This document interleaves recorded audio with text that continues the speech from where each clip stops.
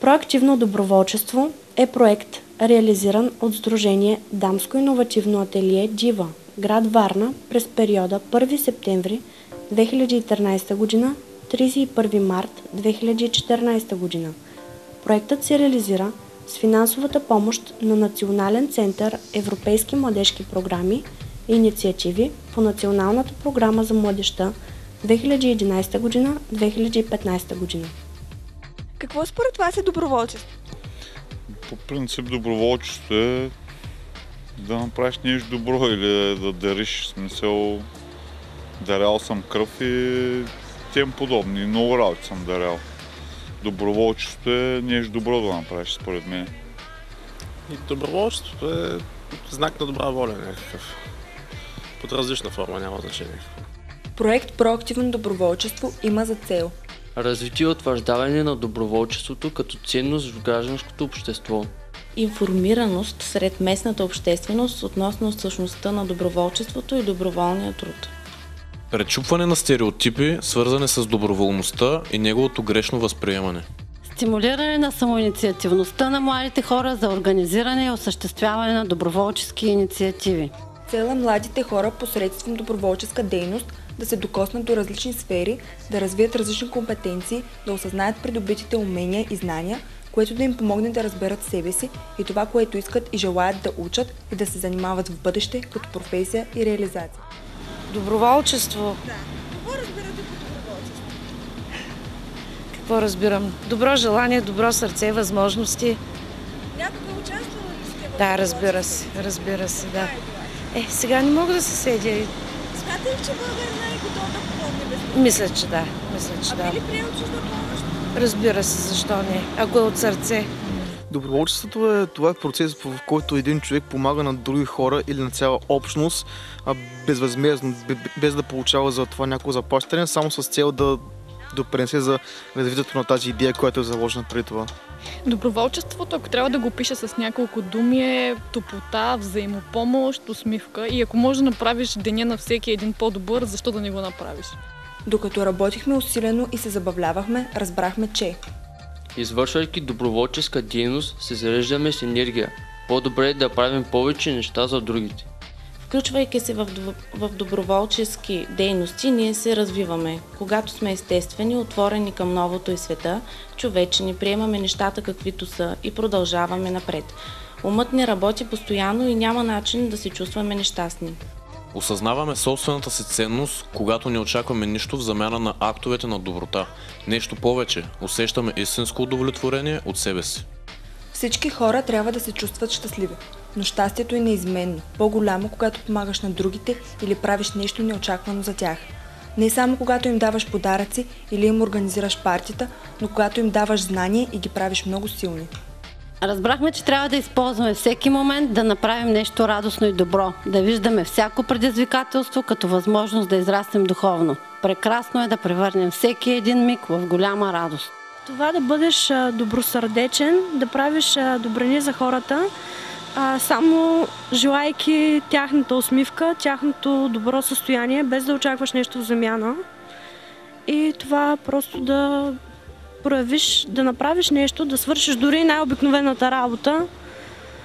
Просто е и така, без да ти платят или без да получиш нещо за това, че си го направил. Зависи в каква цел. Ако е в благотворителна цел, сега дали имам възможността да се отзова на отдадената страна, която има призив към мен, дали ще бъде в някакво съдействие, в някаква практика, дали ще бъде в материална гледна точка, това вече допълнително трябва да се разбере, за да мога да разбера дали мога да се отзова или не. Доброволчеството според мен е дейност, която се извършва, за да се постигне нещо нематериално. През периода на проекта проведохме обучения по 5 модула с актуални теми. Едно небе за всички. Коментирахме зародиша на проблемите на бедността и равенството и предлагахме варианти за решаването им посредством разнообразни доброволчески инициативи. Сега градим бъдещето. Анализирахме проблематиката на образованието и възможностите ни за развитие, както и взаимовръзките между образованието и доброволчеството. Активно щастие. Обсъдихме разнообразни теми, свързани с здравето и здравословния начин на живот. В днешно време, когато хората са вглъбени в своите проблеми и забравят за хубавата страна на живота, е нужно понякога да им се напомни, че не всичко е черно и тъжно. Постигнахме вътрешно здраве и хармония. Аз знам, аз мога. Въпросите, свързани с заетостта и реализацията на младите хора, са основни, но те са и дълбоко свързани с натрупаните от неформални прояви и доброволчески акции, знания и умения. Човекът като правно същество. Знанието на правата ни прави по-силни, защото сме информирани. Все пак живеем във времето на знанието. Някога била ли сте участник в доброволческа инициатива? На младини имало такива мероприятия. Включили сме да помагаме, да принасяме там дърва, въглища на възрастни хора. В някаква зеленчукова градина сме ходили да помагаме. Да, 2 пъти съм била доброволец. Първия път ставаше дума за деца, които могат да бъдат вземани в приемни семейства. Доброволческата инициатива се изразяваше в раздаване на флаери, даване на информация за това, по какъв начин може да станеш приемен родител. Второто беше с различни събития от Данско иновативно ателие, където съм била стажант. Правене на презентации, раздаване на чай, бомбони и информационни материали за самата дейност на дружеството. След всеки модул осъществихме доброволческа инициатива. Екипът от доброволци изготвихме флаери с послания, които стимулираха хората да се усмихнат и да видят и светлата страна на живота. Тези послания раздавахме на няколко места, за да стоплим и посладим не само тялото, но и душата. Заедно с посланията дарявахме надежда и стопал чай и бомбони. За около 3 месеца нашите кутии на усмивките обикаляха много места и обекти. В инициативата се включиха над 60 обекта, в които персоналът беше общо над 500 човека. В тях всеки желаещ пускаше листчетата със своите желания, мисли, послания и така нататък. В кутиите намерихме над 1000 мечти и надежди. Позитивната енергия, която предизвикаха кутиите и техните усмивки, дълго още ще стоплят сърцата ни. Тези пожелания събрахме в електронната книжка на усмивките, която изпратихме до над 200 персонални електронни пощи, както и разпространихме и в интернет. Организирахме информационна борса, на която се представяха различни организации, занимаващи се с доброволчески дейности. Запознахме се с различни организации във Варна, с възможностите за доброволческа дейност, представихме и своите идеи за доброволчески инициативи. Инициирахме благотворителна акция за събиране на книжки, които дарихме на деца в неравностойно положение. Изготвихме и раздавахме информационни материали, свързани с доброволчеството и ползите от него.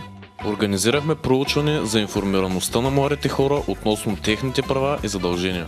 Идеите на флашмоб за финал на проекта.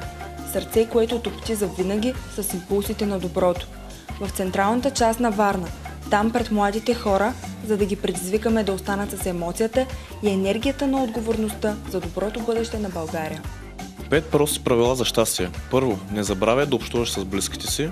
Второ, не забравяй колегите в офиса. Трето, живей активно. Четвърто, намери си хоби. Пето, красотата на живота е в малките неща. Съществуват само 2 трагедии на този свят. Едната е да постигнеш онова, което желаеш, а другата е да го получиш. Последната е най-страшната. Последната е истинска трагедия. Светът да стане по-добро място с повече усмихнати хора. Пожелавам на всички ни Господ да ни пази, да бъдем здрави, щастливи и по-добри. Да има много мир, любов, сбъдване на мечти, много щастие и усмивки за всички хора. Искам всички хора по света да са щастливи и да се радват и на най-дребните неща в живота. Пожелавам на всички да им се сбъднат мечтите, да са живи и много здрави. И каквото и да ви се случва, бъдете силни и никога не се предавайте. Когато в тези прекрасни нощи чашите се пръскат от разкош, когато лицата на всички изгреят като звездички, ви пожелавам много любов в сърцата ви и усмивки на лицата ви. Бори се, критикувай смело и открито недостатъците и кривотиите в неграмотните и алчни управници. Пожелавам си повече осъзнати хора с стремеж към самоусъвършенстване и израстване на всяко едно еволюционно ниво. Пожелавам се едно по-добро бъдеще с повече усмивки и по-добри хора. Здраве за мен и за моите най-близки хора. Не се отчаивай, усмихвай се, имай надежда. Не винаги ще е така. Смятате ли, че българина е способен да окаже безвъзмездна помощ? До някъде зависи от човека, според мен, не зависи от дали е българин или какъвто и да е друг спрямо човека. А смятате ли, че той би приел чужда помощ? Ами в днешно време, според мен, българин е много недоверчив и пак зависи от самия човек. Да, но трябва задължително и него лично да го засяга проблема, също който се изправя. А смятате ли, че българина би приел помощ, ако има нужда от нея? Зависи до човек, според мен. Българина приема всичко, което е безплатно. Ами не, прекалено горди сме за... Поне според мен сме прекалено горди да приемем такава чужда помощ, смисъл от чужда държава евентуално, нали? Бихме ли оказали безвъзмездна помощ? Не.